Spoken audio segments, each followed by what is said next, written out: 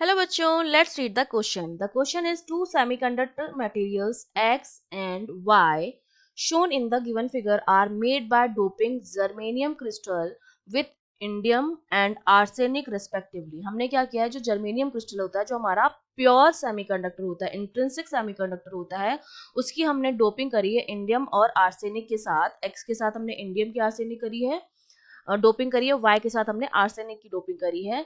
The two are joined end to end and connected to a battery as shown. तो हमें दो question के answer देने हैं कि जो जंक्शन है वो फॉरवर्ड वाइज है या रिवर्स वाइज है, और दूसरा हमें इसका वीआई ग्राफ बनाना है जो कि हमारा वोल्टेज करंट ग्राफ होता है.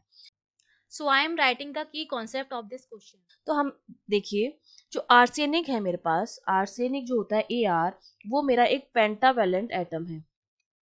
और जो पेंटावेलेंट एटम होते हैं वो हमारे क्या होते हैं, वो हमारे होते हैं एन टाइप मटेरियल.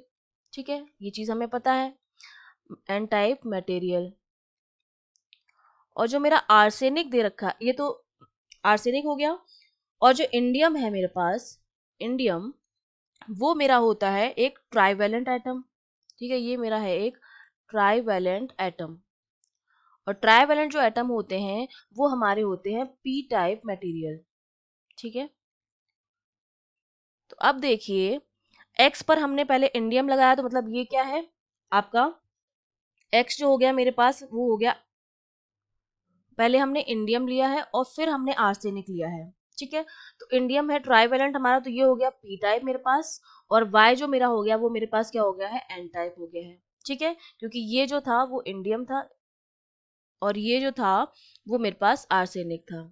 आर्सेनिक मेरा एन हो गया, इंडियम मेरा पी हो गया. ठीक है, इतना समझ में आ गया. अब हम बात करते हैं बायसिंग की.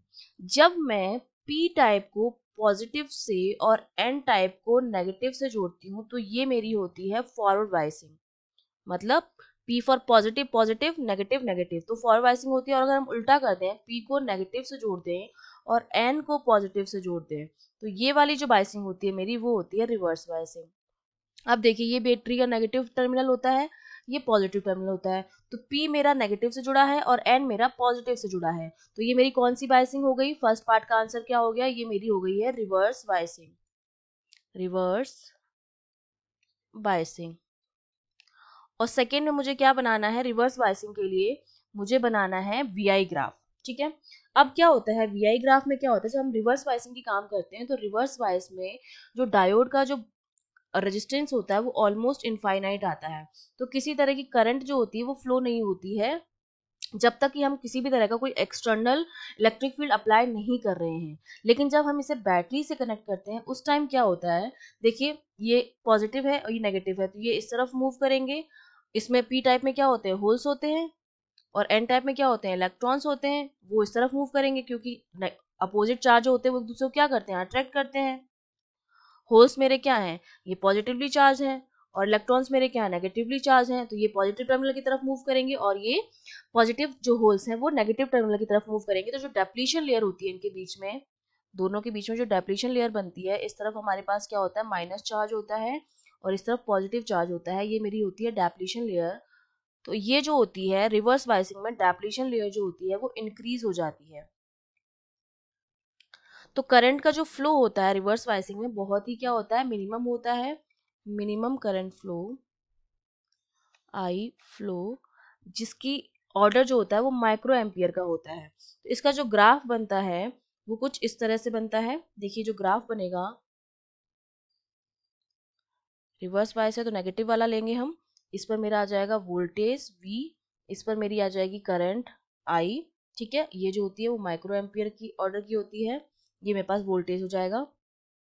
वोल्टेज को मैंने इस तरह से, तो ग्राफ जो बनता है मेरा वो कुछ इस तरह का आता है. एक सेकेंड, इस पर हम क्या लेते हैं, इस वाले एक्सेस पर हम ले लेते हैं करंट और इस वाले एक्सेस पर हम ले लेते हैं वोल्टेज. ठीक है, हम इसको थोड़ा सा उल्टा कर देते हैं. ये हमने दो एक्सेस बना लिए हैं और इन एक्सेस पर अब मैं क्या ले लेती हूँ, ये तो मेरी करंट हो गई आई, जो मेरी किस में है, माइक्रो एम्पियर में है, रिवर्स बायसिंग में. और इस पर मैं ले लेती हूँ अपना वोल्टेज. ठीक है, जो भी जो किस में है, रिवर्स बायसिंग में, तो वी आर लिख देती हूँ फॉर रिवर्स बायसिंग और इस करंट को आई आर लिख देती हूँ.